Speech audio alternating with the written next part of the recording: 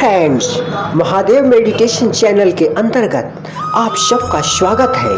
सूक्ष्म लोक की विशेषताएं भाग 5 में सूक्ष्म लोक के कुछ अनसुलझे, कुछ अनसुने एवं समय और सीमा के परे अजीबो गरीब अनूठे किस्म के रहस्यमयी तथ्यों से पर्दाफाश करेंगे।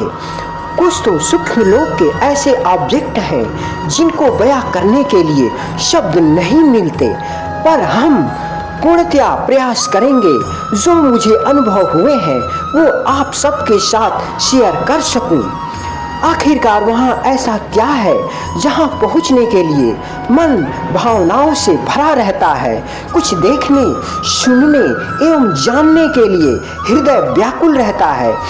इसका बहुत ही ठोस एवं यथार्थमयी कारण है। सूक्ष्म लोक की जीवन धारा ऐसी जीवन धारा है जहाँ कोई ठहराव अर्थात स्थिरता नहीं है। सर्वस्व चलायमान एवं गतिशील होता है, सहज एवं संपूर्णतया पारदर्शी होता है। सूक्ष्म लोक के प्राणी एक दूसरे का मन इस प्रकार देख पाते हैं जैसे शीशे के आर पार सब कुछ दिखाई पड़ता है। सूक्ष्म लोक में एक दूसरे से वार्तालाप करने के लिए शब्दों की जरूरत नहीं पड़ती। एक दूसरे के विचारों को महसूस करके बातें कर लेते हैं। यहाँ तक कि एक दूसरे के सामने जब सूक्ष्म लोक के प्राणी आते हैं, दूसरे के कई जन्मों की जीवन धारा को पहचान लेते हैं। जैसे पिछले जन्मों में वो किस लोक में थे, क्या थे, कैसी जीवन शैली थी, पिछले जन्मों में वो सब कुछ जान जाते हैं। बहुत सारे रिकॉर्ड एक दूसरे के बारे में जान और समझ लेते हैं। उनका विवेक अप्रोक्ष अनुभवों से निखरा हुआ होता है। सूक्ष्म प्राणी भारहीन होते हैं, उनका कोई वजन नहीं होता। हवा में तैरने की अकूत क्षमता होती है। पानी के ऊपर बहुत ही तीव्र गति से गतिशील होते हैं। जब चाहे जहाँ चाहे वहाँ पलक झपकते ही प्रकट हो जाते हैं। एक तरह से सूक्ष्म प्राणियों में ये सिद्धियाँ पहले से ही विद्यमान होती हैं। प्रकृति ने बड़ी ही खूबसूरती से भौतिक अवस्था और सूक्ष्म अवस्था के बीच दीवार खड़ी की है ताकि भौतिक संसार में सूक्ष्म लोक का बोध न हो सके। प्रकृति ने भौतिक संसार के उत्तरजीविता के जीवन को सम्यक रूप से संचालित होने के लिए किया है। एक साथ भौतिक जीवन एवं सूक्ष्म जीवन का संचालन होना असंभव है। दोनों एक साथ संचालित नहीं हो सकते। लोक के प्राणियों में संबंधों की कोई रूपरेखा नहीं होती, रिश्ते नातों की जैसी कोई डोर नहीं होती, बंधनों जैसी कोई सीमा नहीं होती। वहाँ के सूक्ष्म जीव संपूर्णतया स्वतंत्र एवं आजाद होते हैं। वहाँ के सामाजिक व्यवस्था का कोई अस्तित्व नहीं होता, जबकि रिश्तों नातों एवं संबंधों के माया जाल में जकड़ा हुआ है।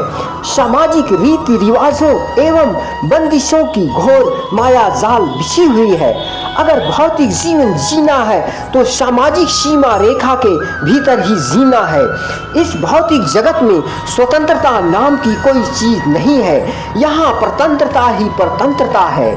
अगर सूक्ष्म लोक में जाने के उपरांत वहाँ का प्राकृतिक शरीर धारण कर लेते हैं, वहाँ के जितने भी प्राकृतिक नियम एवं बंदिशें हैं सब कुछ स्वीकारना होगा। इस तरह आप वहाँ के निवासी हो जाएंगे और मृत्यु लोक से संबंध बिखर जाएगा अर्थात खत्म हो जाएगा। सूक्ष्म शरीर धारण करने के पर ही सूक्ष्म प्राणियों की आवाजें सुनी जा सकती हैं। उनको देखना भी तभी संभव होगा जब आपकी सूक्ष्म इंद्रियां जागृत हों। भौतिक शरीर के इंद्रियों की क्षमता बहुत ही निम्न प्रकृति की होती है। सूक्ष्म इंद्रियों को जागृत करना भी एक तरह से सिद्धि है। सिद्धि का अर्थ ही है बंधनों एवं जंजीरों का टूटना एवं बिखर जाना। सूक्ष्म इंद्रियों के जागने से इस ब्रह्मांड के अनेक पहलुओं को देख पाएंगे, सुन पाएंगे एवं विस्तृत रूप से समझ पाएंगे। सूक्ष्म इंद्रियों के जागने पर भौतिक संसार के सब कुछ दिखाई पड़ता है। मानव शरीर भी एक प्रकार का बंधन है। कुछ भी पाना हो बिना इसके सहयोग के आप नहीं पा सकते। जबकि संपूर्ण कृत्य आपके भीतर बैठा सूक्ष्म शरीर ही करता है। सिर्फ कृत्य को अंजाम भौतिक शरीर देता है। सूक्ष्म शरीर हो, सूक्ष्म शरीर हो या भौतिक शरीर हो, अर्थात कोई भी शरीर हो, ये सब आज है तो कल नहीं है। इस तरह से शरीर आनी जानी व्यवस्था है, पर जीवन धारा किसी न किसी स्वरूप में अविरल बहती रहती है। शरीर और जीवन धारा के बीच चेतना ही वो अजर अमर दिव्य पुंज प्रकाश है जो सदा सदा ब्रह्मांड में गुंजायमान रहता है।